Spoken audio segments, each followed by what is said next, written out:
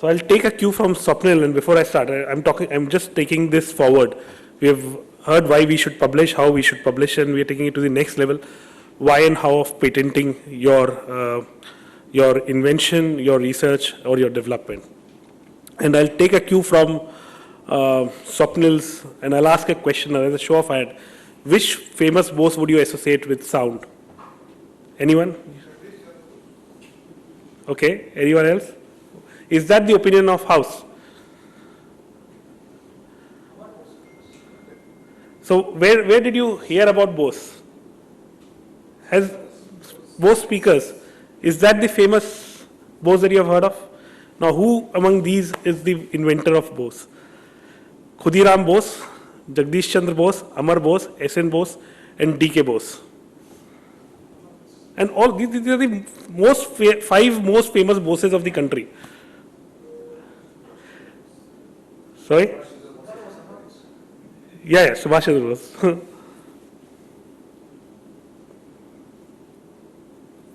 Okay. So this is the tale of two people, and it's very relevant because on the one side, this guy is Jagdish Chandra Bose, and on the other side is the Amar Bose. So Amar Bose is the guy you know of as Bose Corporation. He's the guy who founded the Bose Corporation. And on this side, it's J.C. Bose, as was pointed out. Anyone knows about Jagdish Chandra Bose? He's a Nobel Prize winner and is the inventor of radio. The legend has it that the Marconi actually stole his work because this guy never believed in patents and inventions. Whereas this guy is an avid patenter. He is rich, he is famous, he is successful, he is known, and he's actually donated his wealth to MIT from where he started. So all the criteria for being successful and being known is, and the only difference, this guy was much more intelligent, much more hardworking, but he never patented it. In fact, his first thing was actually stolen by Marconi, who patented it, and the radio, as we know, is the inventor of radio. What we read in our books is by Marconi from Italy, and not by this guy who actually invented radio. So that's the difference. And coming on the same lines, do you know what is common between Albert Einstein, Curtis, and Michael Jackson? They all patented at some stage of life. So when you look at Michael Jackson, did you know anyone what he patented? Michael Jackson. The last name you will associate with patenting. It's a gravity-defying shoe. You've all seen his moonwalk, famous for it, and he actually patented his gravity-defying shoe for this. Albert Einstein, if you know, was a patent clerk. And one of the reasons he says in his biography is that he became so successful was that he worked as a patent clerk. He knew how to patent things, he knew what's the value of invention, and he could carry it forward. The third name that I mentioned was the best film actress in the movie True Lies. We all know her for the Striptease Act. But she patented a diaper. She patented a diaper in which would not leak. So you'll find patent as a subject which is there in people at the unlikeliest places. A famous performer, an actress, Albert Einstein, and you see the difference it makes. So what I'm going to tell you is a little about patenting. A very brief, I am not an expert in patenting. My only claim to fame or my only relation with patenting is having filed to patent and having learned something on work, and I'm not an expert. So when you look who needs a patent, of course it's a business owner, a research scientist, a professional, or a student. So any person basically can wear multiple hats. As a doctors, we can wear multiple hats. We can be research scientists, we can be professional, but we are eligible to patent. Now, rest of my talk is purely theoretical because it's largely taken from the Government of India website of IPR. And it says an invention means a new product or process involving an inventive step and capable of industrial application. So this is the Government of India definition for what is an invention. So when we go to the various steps of how to patent it, the step one is you have to have the area of invention defined. You have to have description of the invention, what it does, how does it work, and what are the advantages. So these are the basic four things that you need to write down on a paper. As Swapnil said, like making a presentation, these are the four critical subsections that you need. We must write in detail and as much depth as possible about your invention. If it's a part of an R&D project in a department, it's better to keep a lab record. and get it signed by competent authority. It's much similar in fashion as we talk about the research. It's very important when you are trying to patent that thing that you can use that as a tool to buttress your legal argument.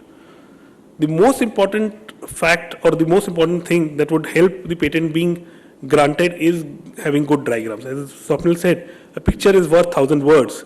So include drawings, diagrams or sketches explaining your work. It should be done in a manner so that the uniqueness of your invention is there in a simple, lucid language. A picture is worth 1,000 of words, and it is very crucial. The third thing is to ask yourself whether or not it is patentable or not. And all the inventions are not patentable as per the Indian Patent Act. And thus this application, and that's the reason when you actually write an application, it has to be both legally tenable as well as technically sound. So both the things need to be balanced. To be patentable, it should relate to a process or a product, or it could be both. It should be novel, as any research paper, as Suji said, it's a very similar thing. If you think and see the presentations, it would be a similar thing. It should be a novel thing. It should involve an inventive step.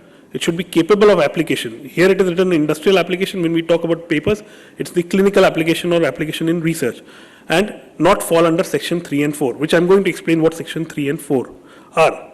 It must be new. So it must not be published in India or elsewhere, not in prior public knowledge or prior public use within India, and claimed before in any specification in India. So the first thing is the public, if it is published elsewhere, you have to tell that, even if it's across the country. But public knowledge outside India is acceptable. So that's a little legal step or legal hitch in that thing.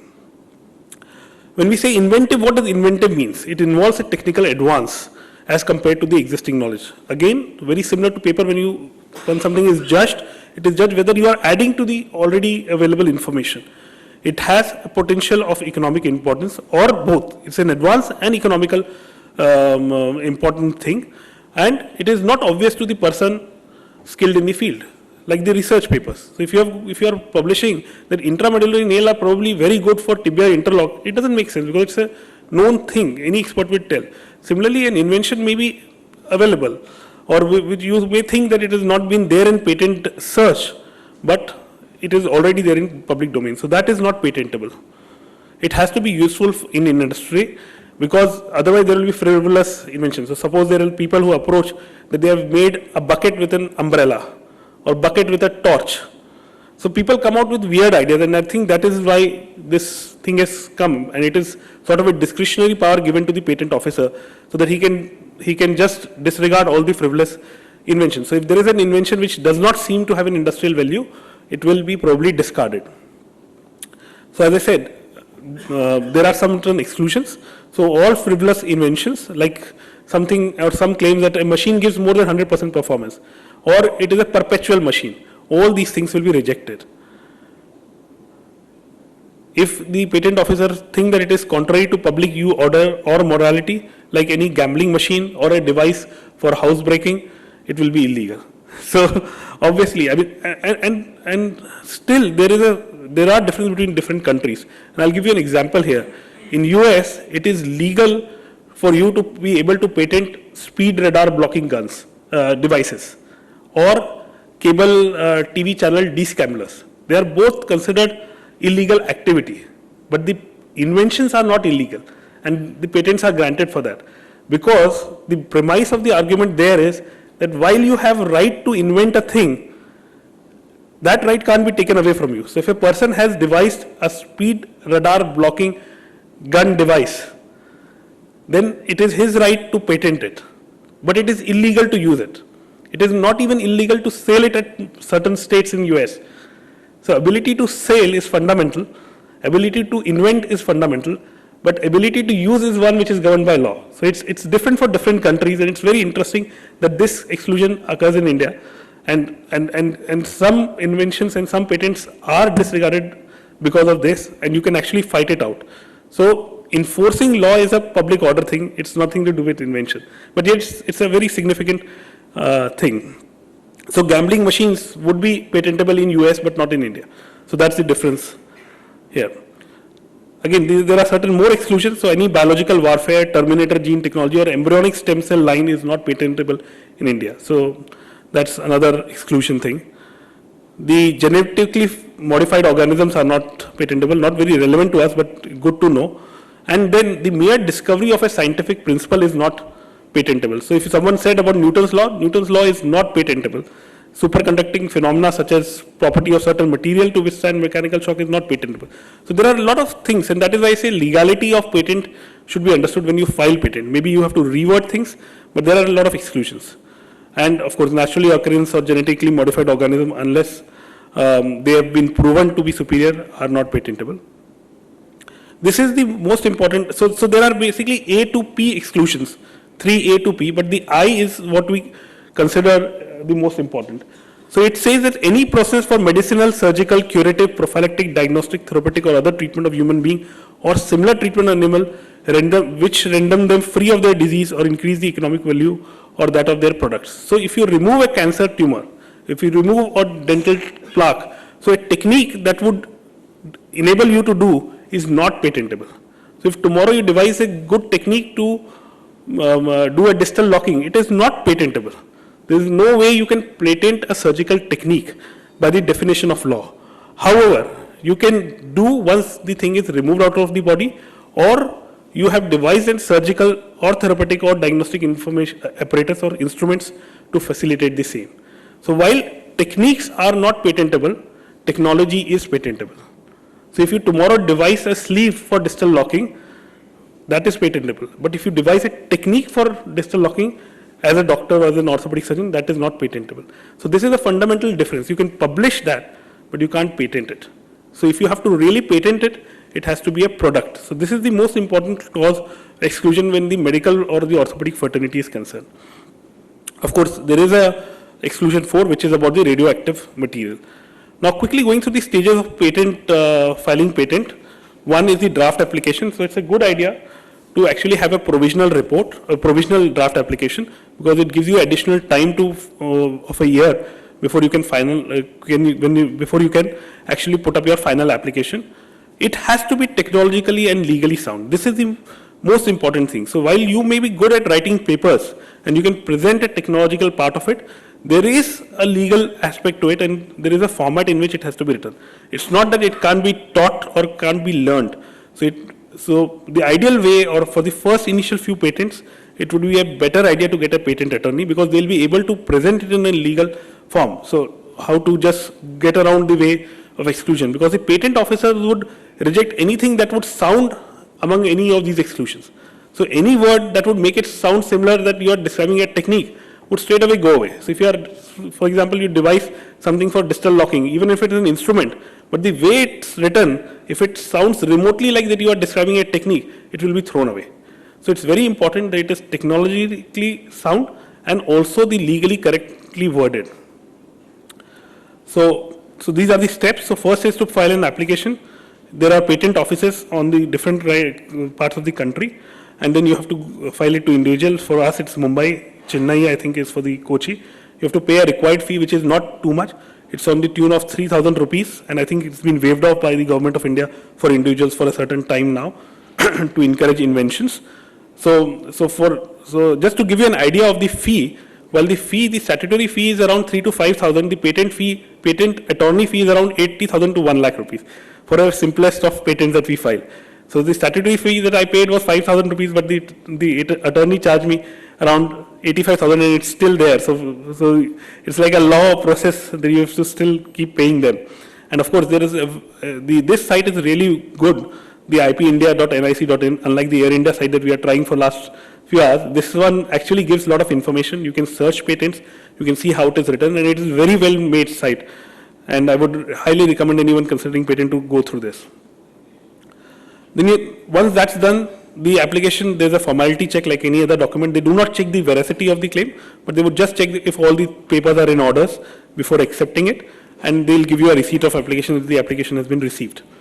After that, this is kept secret for 18 months. So once you have filed it, then 18 months is the time before which it can be published by the patent office.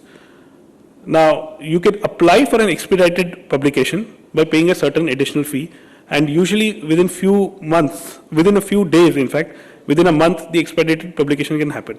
Now, this period is kept so that you can modify your draft version for the patent. And nothing happens. So in this 18 months that you submit your application, it is just lying in the storage till the time it gets published. Once it gets published, then people are free to put their claims or counterclaim in this. So that is the reason. So first 18 months is for you to, or as I said, you can go for an expedited publication, but 18 months is for you to verify the claim and see this. So once it is published, then you can request an examination. So once you have, so the first step was submitting an application. The second step was getting it published. So natural publication would occur at 18 months, but you can expedite it. Once you have published, you have to actually request an examination from the patent office. And that request has to be made within 4 years of your application. So once you have done your application, it's not the end of it. If you do nothing, it will get published. But after the publication, you must apply for examination. If you don't do that, it would automatically lapse. So the ideal process would be that file an application, give it 6 months of time, request an expedited publication. Once the publication is done, apply for a examination immediately. So that should be your typical sequence. The examination process, the application is sent to an examiner within 1 month of date of request, and then they will assess the application whether it can be granted on legal grounds, whether it can be granted on technological ground. And once the examination is done, a first exam report comes in, which is usually 1 to 3 month period, and is submitted to the controller journal. And once you have that, you have got 6 months to respond to this report, and you can just do it like what the reviewers do. So you'll have a point by point an answer to this. So the process is in a lot of ways similar to what we do for manuscript. There's an editor, there are peer reviewers, and there is a chance to come back with a minor or major modification. So, and then the period once it's published, and the period when it is granted, there's a period where it is one, examined by the patent officer for publication, and second, it is free for public to put in any opposition. So suppose if I have put a distal femur interlock or distal tibial interlock jig patent, and it is published and I have requested for examination, the thing is available on the net for anyone to oppose it. So someone can say, I have already devised it and published an injury. And then that report will go to the patent officer and he'll probably deny it. Similar kind of technological advance is made. Now we don't check patents regularly, but it may not be a bad idea. Big corporations do. So Synthes, AO, Zimmer, they all do that. And if you see the various version of nails coming in, PFN, A2, Smith & Nephew coming with this, is just to circumvent the patents. We don't worry too much about patents here, but if you look at the plethora of nails that are coming and the way the Synthes is changing its nail pattern in last 15 years, a lot of it has to do in the background patent thing that's been happening around this. So it is not very happening in the Indian stage, but I'm sure that in coming years, they fight for patent, and the understanding the process will be a mandatory process, just as the way we were discussing paper publications. So yes, so once the opposition is received, the reviewer, again, it's like a review process. The editor will judge whether it is tenable or non-tenable and whether it can be done or not. And finally, the grant of patent is done. And certificate of patent is issued, and that is published in official journal. So this is a short thing, as I said, is a timeline on how it's done. I've already gone through it. So it's provisional application, then the publication, request for examination, first examination report, and then final publication and patent certificate issue. So that's the timeline for a patent filing. There's a renewal fee for it. So once you have filed a patent, after the end of 2 years, every year you have to keep paying a fee. Otherwise, 6 months, if you have not paid the fee, the patent would lapse or it will consider deemed withdrawn. So it's very important to keep patent in process, and big companies will do that. So it's very important that you keep it active. So that in summary is about patenting process. And I have no take-home message except saying that please think that as an integral part of your career apart from research publications. And I thank Hitesh. This is the photograph from yesterday. It's a beautiful Fort Kochi thing. And it says you have arrived at right place. And I'm sure with all of you around, both this is me and Shadid, you have arrived at the right place. So I think this is something which is here, we are here for, and this is the future. We're already tomorrow here at Kochi.